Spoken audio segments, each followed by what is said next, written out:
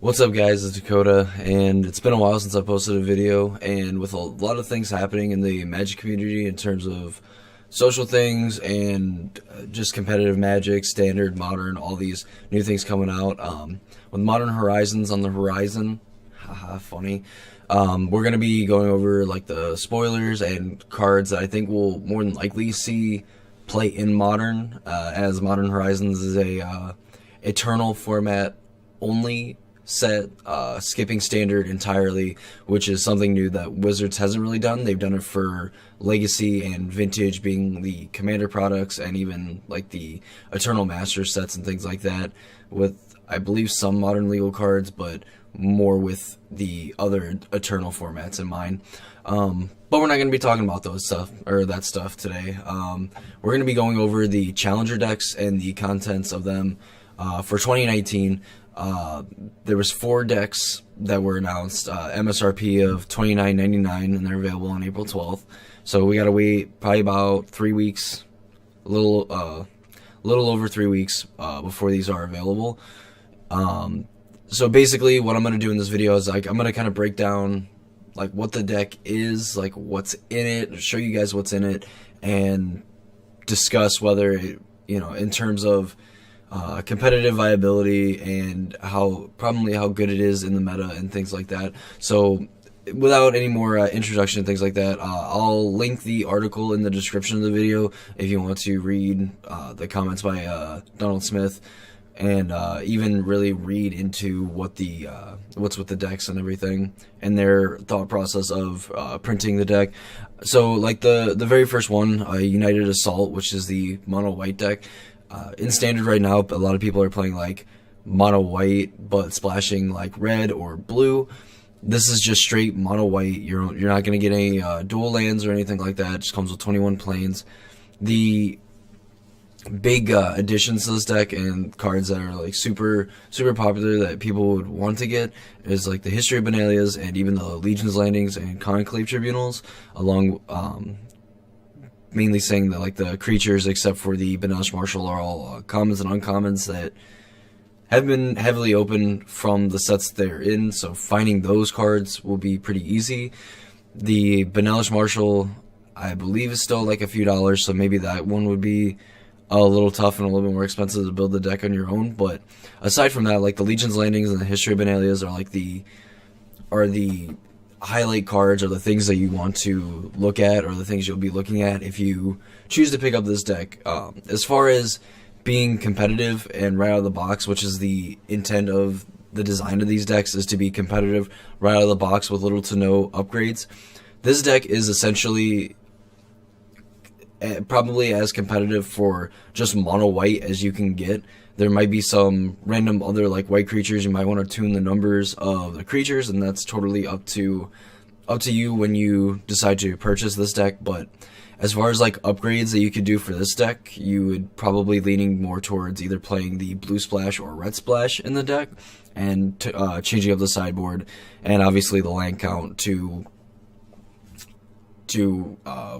weigh and counteract the splash that you have going on.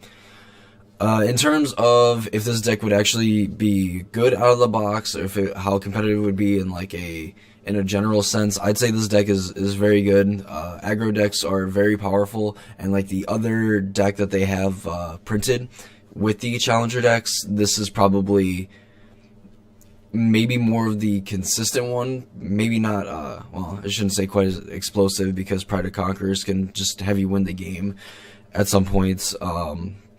But really, like, this deck is very good, very powerful, and in terms of value as well, buying it, while it's not like a home run like one of these decks are, and probably even like the other 2 of the 3, but in terms of value wise, as far as like competitive play, this deck is very good. And if you're thinking about getting into standard and you just want to play an aggro deck, mono white would be the place I would start. And as far as upgrades, as I said before, the red splash or the white splash, which is really just like the dual lands and the heroic reinforcements and Banefire if you're in red, and then the other like counter spells and deputy detentions if you decide to play blue and that sort of thing.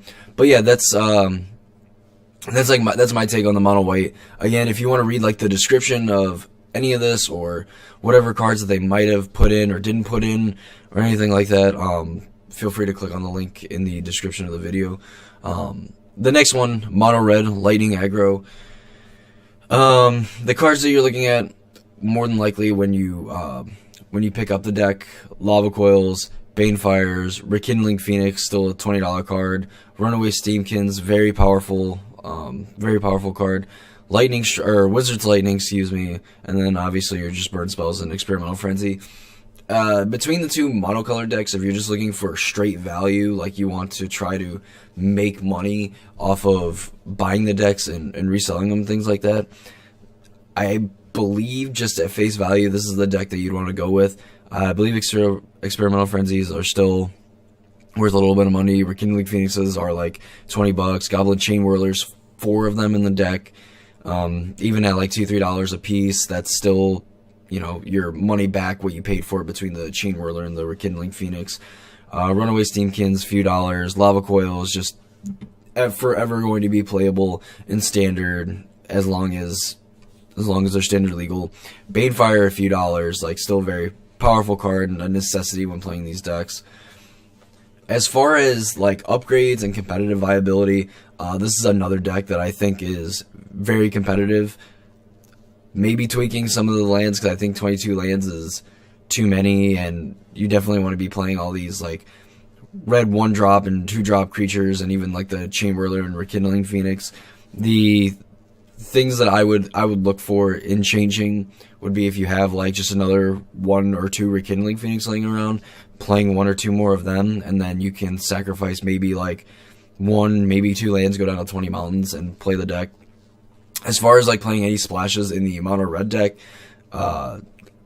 you could play black. There's people that have been playing like red black aggro and things like that. But if you're just looking to play straight mono red, there's not very many other upgrades that you would have to make to this deck to make it more competitively viable, other than having more Rekindling Phoenixes. Overall, this deck is good. It looks good. Mono red is the bane of everyone's existence. The only way that they could have made all these decks annoying is if one of them had Nexus of Fate in it, which would have been a prime opportunity and a deck that I probably would have bought every copy of. But in terms of competitive play and just being ready right out of the box, this deck is pretty good. And the only upgrades, in a sense, that I would make, maybe cutting some mountains, adding another Rekindling Phoenix if you have one. If not, playing like 4 Lava Coil. That card's just amazing, and the basic lands are sweet. The next one, green black. This was kind of the standard all-star, or the best deck in standard last season before we got Ravnica Allegiance. Still very powerful, easily able to convert to Sultai if you are wanting to make the upgrades to it, to have a base for it. The cards that you're probably looking at when you're buying the deck and thinking about playing like either Sultai midrange or some Sultai deck, or even just keeping it green-black: Vraska Relic Seeker, very, very good Planeswalker. The Explore package and the 4 Merfolk Branch Walker, the 4 Wildgrowth Walker, and only 2 Jadelight Ranger, but that's still pretty good. Chupacabra, awesome card. You get an Overgrown Tomb in it, and 2 Memorial to Follies, and even 2 Woodland Cemeteries, and the full 4 Guildgate. Guildgate being a fine option if you don't have any more Overgrown Tombs, but would highly suggest obviously putting in Overgrown Tombs as a place to start to upgrade the deck. 3 Eldest Reborn, 2 Cast Downs, fine Finality. The thing I'm kind of surprised that they didn't reprint in this was Assassin's Trophy, because I would figure that would be the... Oh, I guess I should actually look at the sideboard and make sure that there's no Assassin's Trophy here. Woo! We stopped ourselves from looking stupid, maybe. Anyway, with not printing Assassin's Trophy in this, I think as being like one of the premier cards for Golgori, I figured that it might have seen the place like maybe have 3 Cast Down, 1 Assassin's Trophy, even in terms of like not oversaturating it with very high-end expensive cards, but still fine. You get your fine finalities. Fine Broker's still a fine card. District Guide's a fine card, especially if you play with the guild gates and things like that, able to get basic lands, all that nature. Playcrafter, very good creature. Chupacabra, awesome. Seeker Squire, just another explorer creature for like Wild Growth Walker and things like that. And the best card in Standard, Llanowar Elf. In terms of being right out of the box, playable, this is one of the decks where I feel like you need to upgrade it more, and where you want to play more efficient threats in the deck. Really, the mana base too is probably the only place where you'd want to really focus on playing more, like maybe playing one more Memorial to Folly, and then just like swapping out like the guild gates for more Woodland Cemeteries and Overgrown Tombs if you have them, but without making any upgrades to the deck. The deck is very reasonable to play, has a good amount of like removal spells and value creatures, and even your Planeswalker being super powerful, and Eldritch Reborn is a really good Magic card as well. So in terms of out of the box, ready to play, while there would be some changes I would make if I was going to take it to like a GP or an SCG or things like that, if you're playing at like FNM or Store Championship or things like that, I think this deck is very reasonable and another solid option. I don't think it's better than the mono white or the mono red or even the other deck that I'm going to show, but if this is just your type of playstyle, I think this deck will suit you fine. And if you plan on making upgrades to any of the decks in the future, I think this one has the highest ceiling of potential of all the other decks in terms of upgrades that can be made. Finally, the last one, Arcane Tempo, blue-red, and probably the deck that has the most in terms of value, that being the one of Arclight Phoenix that's in the deck. While build-wise, having one Arclight Phoenix in this deck makes no sense, because you want to have multiples. You want to make sure that you hit them to be able to bring them back and that sort of thing. And just playing a 4-mana 3/2 flying haste creature can sometimes be fine. It's not exactly where you want to be. That being said, in terms of the value standpoint of it, it's insane that it's a $30 MSRP and you get a $30 card in it, on top of Nimizit, Perun being a few dollars a piece, Dive Down, Blink of an Eyes, and Ops being cards that people want, Charter Course being a few dollars a piece, Lava Coil, even if it's like $1, oh yeah, and then the Sulfur Falls that's in the main deck just makes this nuts. Like, in terms of value, this is probably, I'm not gonna say probably, is the best deck that you can buy. If you're just looking to get stuff for your trade binder, things like that, this would be the deck I'd go for. If you're looking at like building, going into Modern and playing with Arclight Phoenix or Crackling Drakes, or playing Standard and just playing the Drakes deck or anything like that, this is a very solid start and a very good way to trade into the pieces that you're missing to build either Is It Phoenix or Is It Drake in Standard. Or even just buying this to then put into your trade binder to trade into any of the other decks and things like that. In terms of being competitive, I guess looking at it now more, this one could fight with Golgori with being less competitive, just because of only really having one Arclight Phoenix, 2 Murmuring Mystics, but only playing 24 instants and sorceries. And with the amount of lands that you're playing, with the amount of cantrips, you're definitely going to have to adjust your land count accordingly to be able to play a more critical mass of spells. The place I would start by upgrading if you're going to play the Phoenix version of this deck, or play more with Phoenixes, is obviously you'd have to get more Arclight Phoenixes to play that version, and then obviously keep the Crackling Drakes and the Electromancers, and you could probably keep in the Murmuring Mystics, put the Nimizits on the sideboard, things like that. But in terms of right out of the box, probably one of the weakest, but still a very good choice and a very solid choice if you decide to get into Standard and play with this deck. So my overall thoughts and opinions of really all these decks: in terms of monetary value, Arcane Tempo is the best one.